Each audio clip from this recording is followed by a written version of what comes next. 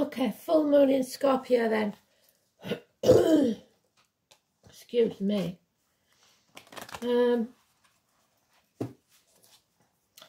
they was right about today, weren't they? Those uniforms let themselves down today, sadly. So let's see.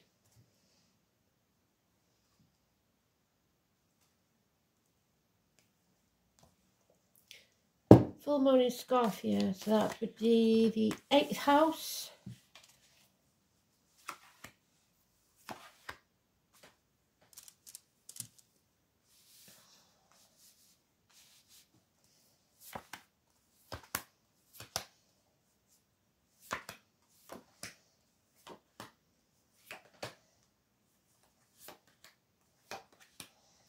Pretty little flower there, isn't it?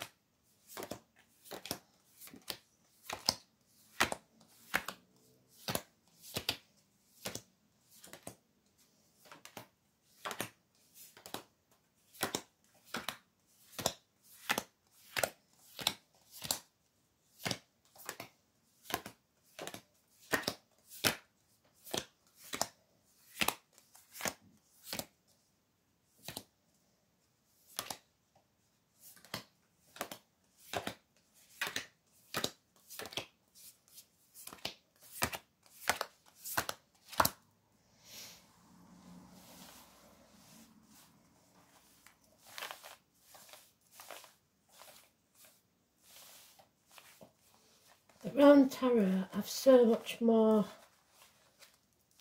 energy to them. Look at that, it's beautiful.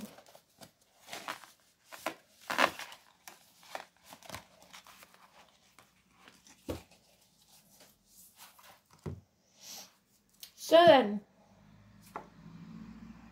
oh, the Death card, transformations, endings and brand new beginnings. Look at it. What have we got there? The snake, the silver birch tree, and the bones. So different imagery. Those born in the year of the snake, shedding a skin, transforming your energy.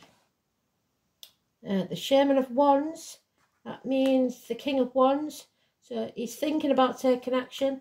He's ready. No more impotence. Oh, and there we have the 19. The aha moment that we talked about, something coming to light. Travel, holidays, sunshine, children. But somebody's putting a brick wall in the way. Thoughts. Somebody's playing with your mind. Mind games. Building walls in your head. Reasons why you can't take action.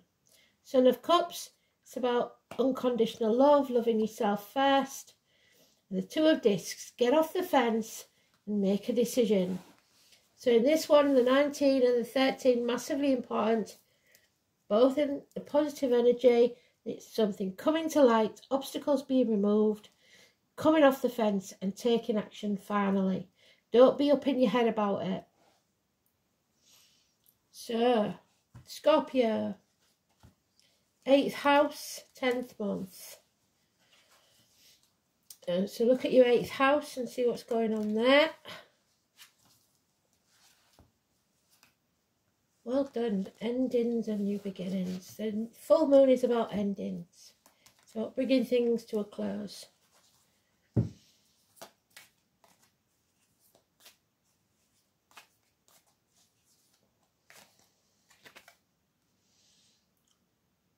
Four of Swords. No peace for the wicked until you do. You have to fight for what you want. You have to struggle out of that old skin and shed it. It's not easy for a snake to shed a skin. I've seen it happen. Oh, hello. What's that then? Yeah, don't make the wrong decision. You have a choice to make. Separations and partings may be part of it. siblings, children,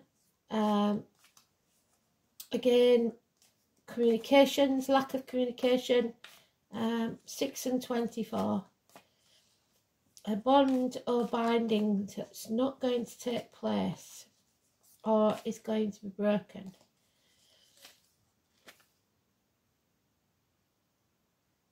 It looks like the Queen of Pentacles, so good friends and generous ones. Stability financially and emotionally. But we've got the mushroom there, so it may be a fantasy. 2 of Cups, yeah, is a fantasy. So somebody is, to all intents and purposes, making it look good on social media, but behind closed doors, it's absolute train wreck. Could be in career, it could be in family, whatever it is. There's no happiness here. Yep, there's no defending these people because they haven't got the moral high ground. But the feminine in uniform, like we said before, and they've given us the 19 again. So you need to remove these obstacles. You need to see things clearly. The aha moment, things are coming to light, but somebody refuses to take action. Apathy. They don't want to do the work that's necessary. 4 months. So, your choice. If you don't, you'll regret it. Let's have a look what they want us to know.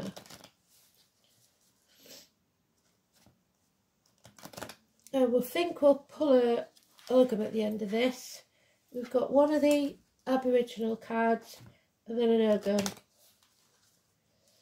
I just wanted you to have a full moon read. It's been a busy old week. Yeah, the brilliance of the light I think they're talking about. So it's dimming. Somebody's trying to dim your light. You need to shine it bright. And have courage. Can't say it any plainer than they have, can they? If you don't have courage, there'll be no new beginnings.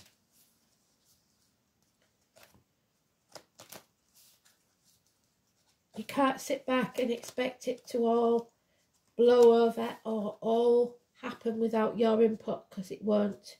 You've got to do something about it. Yep. Stormy waters. We can't move on. We aren't going with the flow because we're being stubborn. We're refusing to wake up and smell the coffee. Oh dear. You need to make time for yourself. Go with the flow bar. Have courage and don't dim your light for anyone. So we'll have one of the Aboriginal cards. So I haven't used these for a very long time, and none of these I've used for a very long time. If you was with me on the other channel at the beginning, I did use them quite a bit.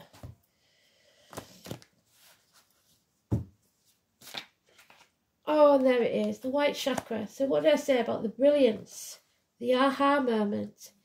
This, something is coming to light. Your crown chakra, the top of your head, you're getting downloads from spirit. We are ascending, we are shedding a skin and becoming a different being. The white chakra goddess. It represents the crown chakra situated at the top of your head. She possesses the inner wisdom and spiritual awareness that can only be achieved when you're nurtured and grown. It is a sacred knowledge that we each possess. However, it takes courage. Well done, Spirit. You have to get your little bits in, don't you?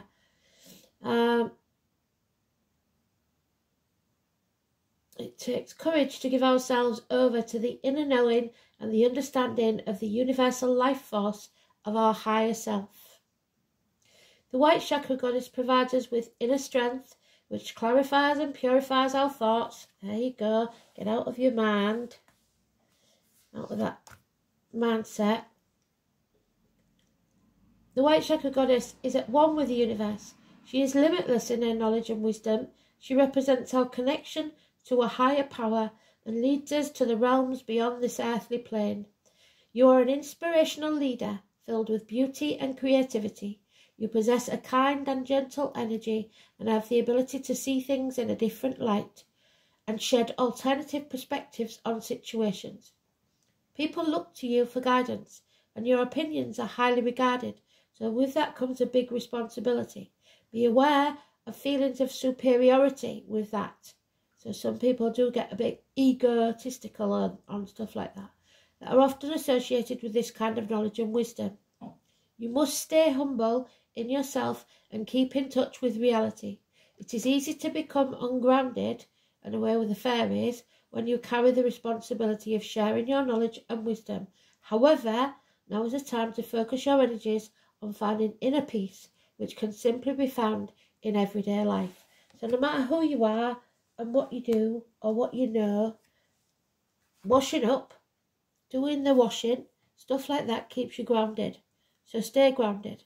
It's massively important that you don't get too big-headed for yourself. Hold on. Are you ready? Let's have a look, see what we get. The branch. Who's it going to be? Huath, the hawthorn. Protection. So let's have a look then. From the branch, the hawthorn.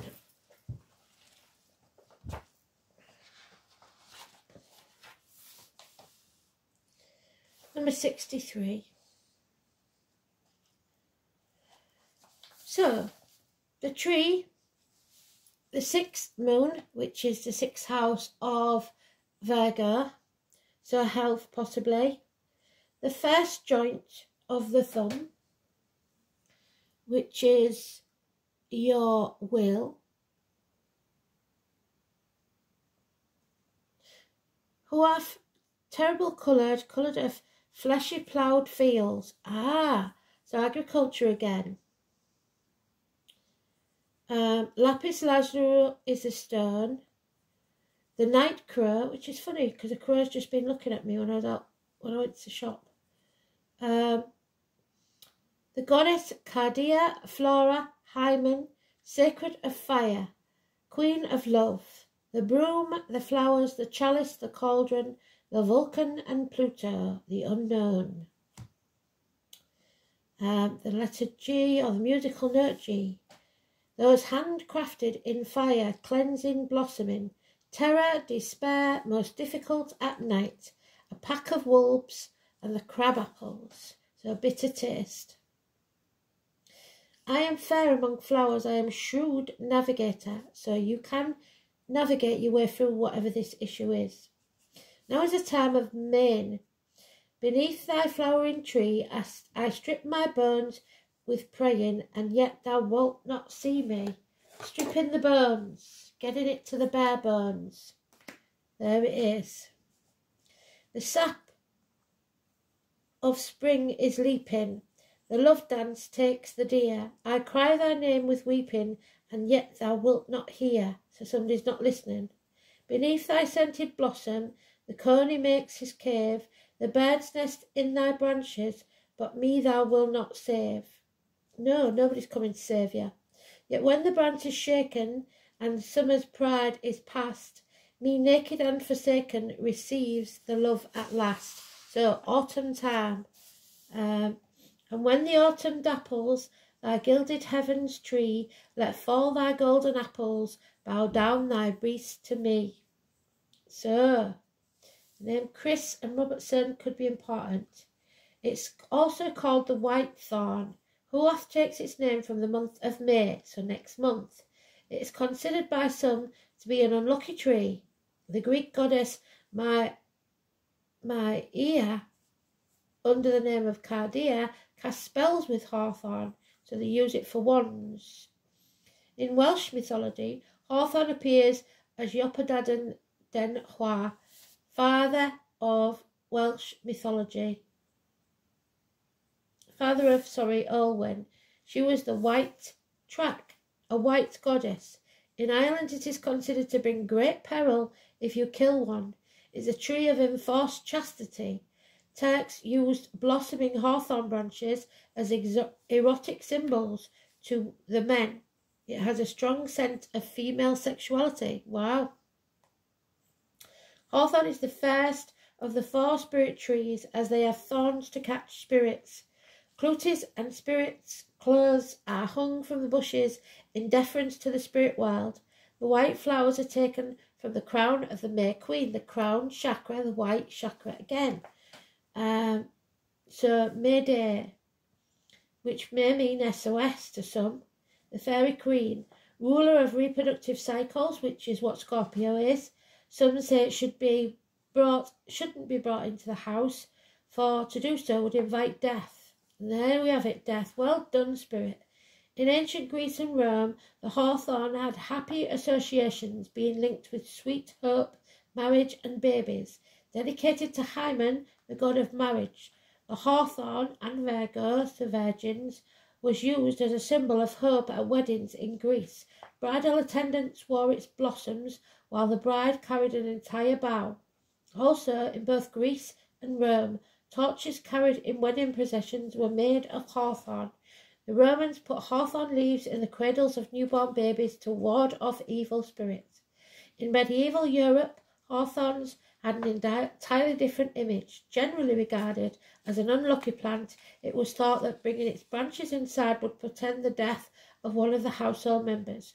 Hawthorn, also one of the witch's favourite plants, and was especially to be avoided on Walpurgis night, when witches turn themselves into hawthorns. With a little superstitious imagination, a hawthorn's writhing, thorny branches at night probably do look enough like a witch to have instilled fear into medieval folk. The Chinese sell a gem of hawthorn in shops under the name of Shan Cha Keo or Shan Cha Ping. Hawthorn is the plant from which the ship the Mayflower was named. Magical properties: the planet Mars, the fire element, which we've got there, the deities Cardia, Flora, Hymen. Powers are fertility, chastity, fishing magic, happiness, protects against lightning. Hawthorn is sacred to the fairies.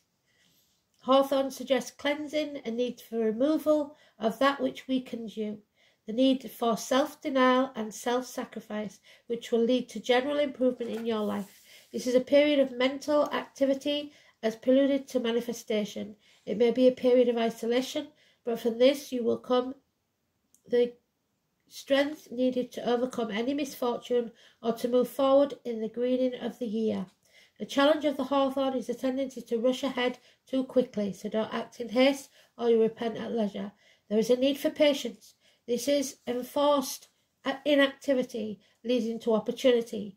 You may be secretly sabotaged by your own efforts due to lack of self-esteem or self-worth. What did I say? So keep your light burning bright. To take the time to travel within, seeking the self as the source of inspiration.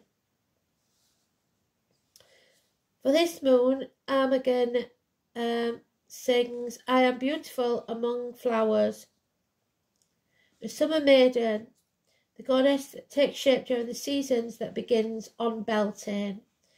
We have seen how in the world of myth she was given the body made of flowers, and we have ourselves assisted in creating the body ritually in our own work. Our goddess, who was fire in water, the virginal creature, is now transformed into creatrix, fully flowering as potential birth giver, sexually alive, ready to receive and embrace a sexual union. This is the blossoming of her reproductive nature, which is another sign of Scorpio, the life-giving principle of fullness. This month is the high point of the year, the long-awaited time of fulfillment. It is something of a honeymoon for us, for we may have no spiritual obligations in this season, save to enjoy the life-giving powers of the light fully. The earth takes on its most beautiful aspect, and our contemplation of that beauty strengthens and inspires us, awakening our imagination.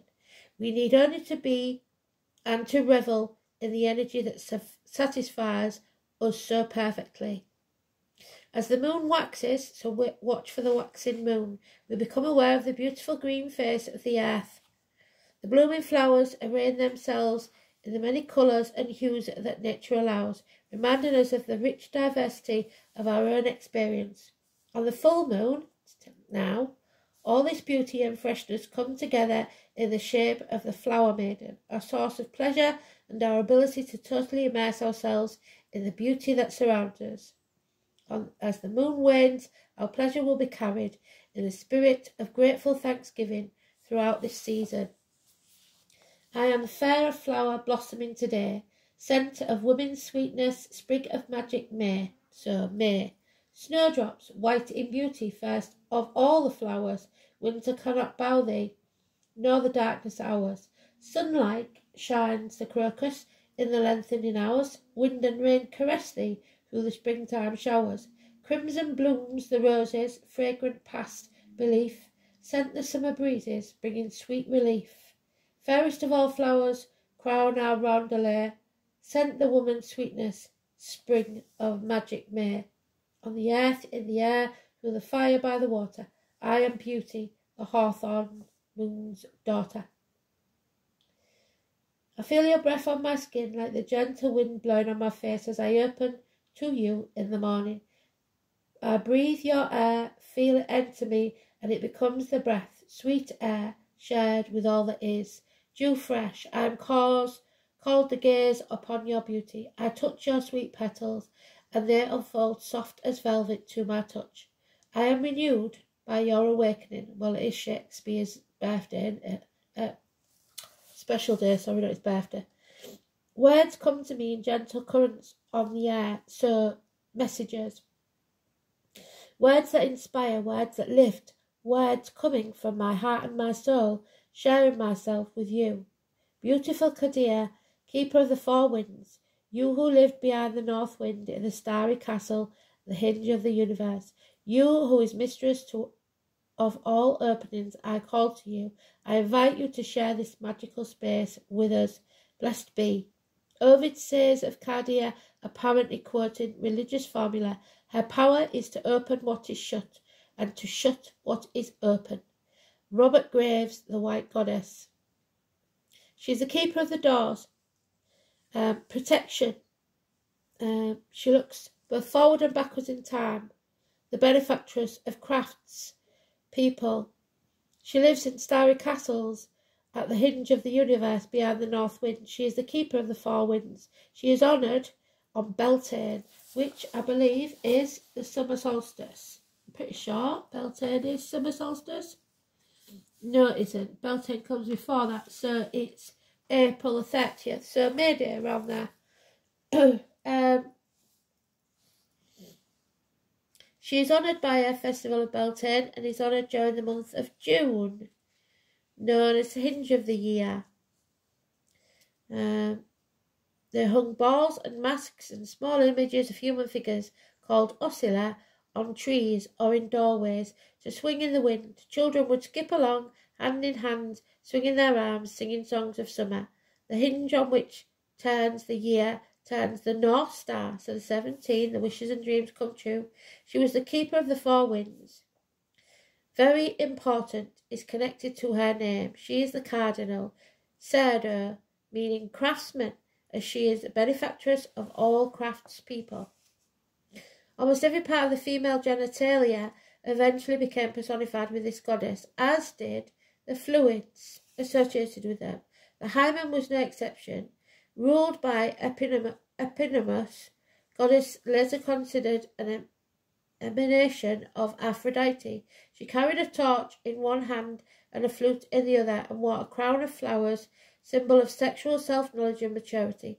Hymen is the Greek word for veil, the same one that no man draws asunder, among the Amazon goddess Athena, Medusa, and Neith.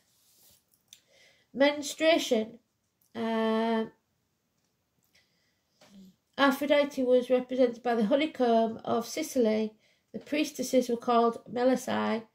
They presided over sexual and funerary rites, so births and deaths, using honey and wax for embalming.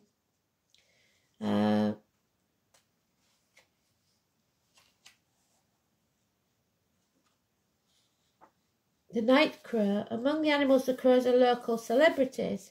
Common but still beautiful, playful yet menacing. A carrion eater, surprisingly intelligent, quiet and mysteriously calculating at times, while boisterous at others. It's just such a teeter-totter of qualities that people might relate to. The crow is keen to know what you are up to. Try to approach with a gun and you'll never get close. It's a strong symbol of blackness, suggests a night, darkness and mystery, but because it is a creature of the air, it comes as a symbol of creativity. The yin-yang like juxtaposition of forces, light in darkness and darkness in light.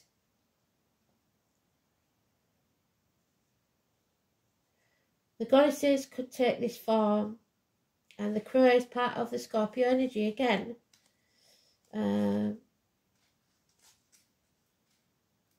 They were consulted to divine the future and distant events. The core of the crow was not something you could ignore. Well, I saw one. It was looking right at me. It just sat there. A big, massive thing it was. Charged as it was in the culture's belief system of potent signals. So maybe there is an ending then. Oh, hold on. Some say, yeah, I remember this story, that the ravens of the Tower of London are the heirs to the crows, which once guarded the head of the Bran in the very same spot in ancient times. Christianity regarded as unwholesome paganism and witchcraft, crows and ravens gained an unsavoury reputation. So then became omens of death and ill fortune.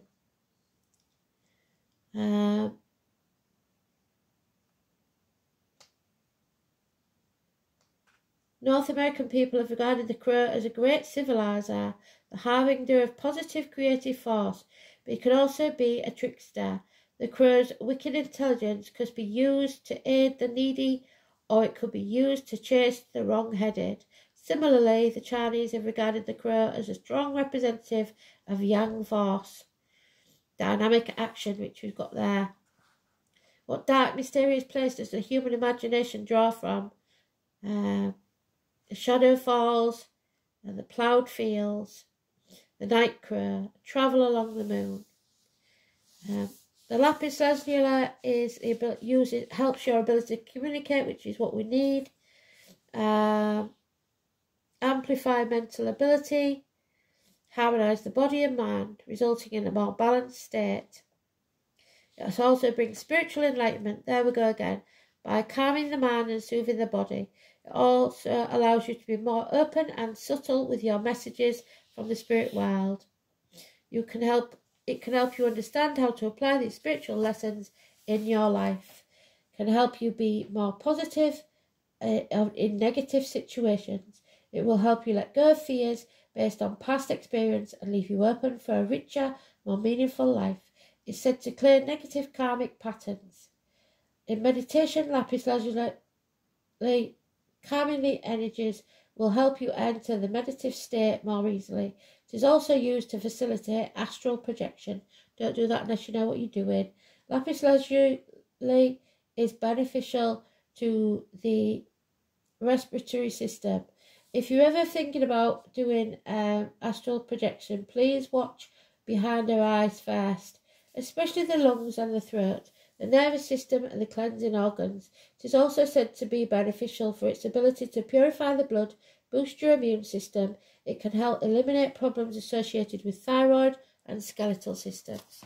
So behind our eyes will tell you exactly why you should not do astral projection unless you know exactly what you're doing. So, well done, Spirit. That was really good.